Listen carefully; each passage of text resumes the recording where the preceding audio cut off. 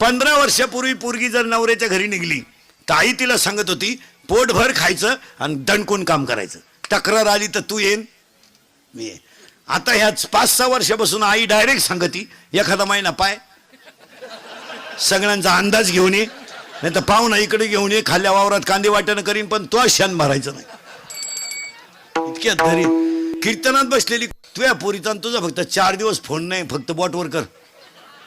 आजचं पाकिट देतो मी तुला, कर बोट. तुला काम नाही का काय दुसरं? तिकडे मर ना, कांद्यात रॉप चिंबट ना, दुसऱ्याची घर का आलं बिगडी ती. उठपळ पुरीला फोन, उठपळ पुरीला. बरं विचारी ती काय जीवली का काय घालून गेलं, बोंबील भाजली खाती. आवळ्याचा बाजार नाही. आजपासून जर महिला मंडळ पुरीच्या घरी डोकं लावलं तो तू का शेवाय लिहून घे. दिवाळी खात नाही तू. लेख